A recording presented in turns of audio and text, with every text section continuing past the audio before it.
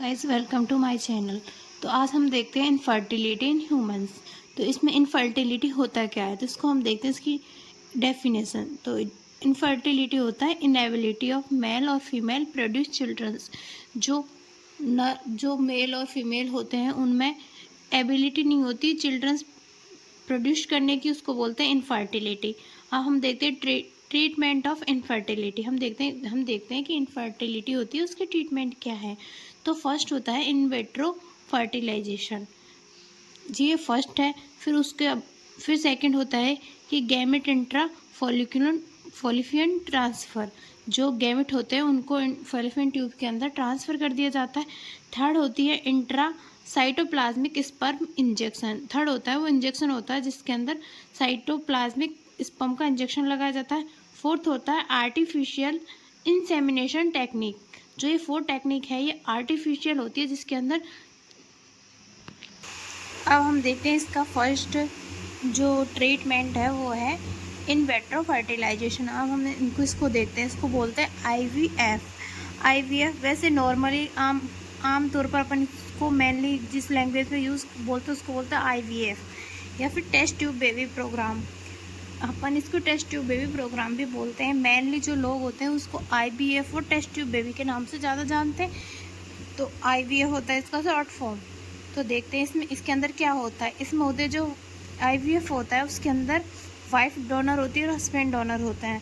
तो wife donor होती है वो एग, और जो हस्बैंड डोनर होता है वो स्पर्म डोनेट करता है अंडर स्टिमुलेटेड कंडीशंस लेबोरेटरी में। जो कंडीशन होती है स्टिमुलेटेड, उस कंडीशन में लेबोरेटरी के अंदर एग और स्पर्म का डोनेट किया जाता है। फिर एग और स्पर्म से जाइगोट बनता है। फिर देखते हैं कि जो एम्ब्रियो होता है वो 8 ब्लास्टोमेयर्स के एम्ब्रियो विद 8 ब्लास्टोमेयर्स फैलोपियन ट्यूब के अंदर होता है। किसके अंदर? फीमेल के अंदर। ऑफ कोर्स ये तो सबको पता है एम्ब्रियो फीमेल के अंदर होता है। फिर सेकंड कि ये एम्ब्रियो है, उसके बाद चेंज होता है एम्ब्रियो विद मोर देन 8 ब्लास्टोमेयर्स, यानी 8 से ज़्यादा ब्लास्टोमेयर्स प्रेजेंट होते हैं एम्ब्रियो के अंदर, जो कि यूट्रस में होता है। जब एम्ब्रियो यूट्रस में पहुंचता है तो उसके अंदर 8 से ज़्यादा ब्लास्टोमेयर्स प्रेजेंट रहते हैं। और जब ये फैलोपियन ट्यूब में रहता है तो फैलोपियन ट्यूब में जो एम्ब्रियो होता है उसके वो विदिन 8 ब्लास्टोमेयर्स के अंदर रहता है। और जब ये बाहर जाता है, जब ये यूट्रस में पहुंचता है तो यूट्रस में मोर देन 8 हो जाते हैं। अब ये इंट्रा यूट्रस ट्रांसफ़र होता है, वो उसको बोलते हैं IUT, इंट्रा यूट्राइन ट्रांसफ़र, जिसको देखते हैं अपन ITU। फिर इधर देखते हैं जो ये होता है यूट्रस से, और यहाँ पे फैलोपियन ट्यूब से होता है zygote intra fallopian transfer, ZIFT, zygote intra fallopian transfer. अब नेक्स्ट देखते हैं इसका अपन सेकंड देखते हैं गैमेट इंट्रा फैलोपियन ट्रांसफ़र। इसके अंदर क्या होता है, जो डोनर होता है वो फीमेल होती है और वो ओवम होता है उसमें से fallopian tube of another woman, जो वुमन होती है वो ओवम डोनेट करती है। वो जो दूसरी लेडीज होती है, जो दूसरी औरत होती है उसके फैलोपियन ट्यूब में, ठीक है। तो इसके अंदर क्या होता है कि जो फीमेल होती है वो ओवम प्रोड्यूस नहीं कर सकती।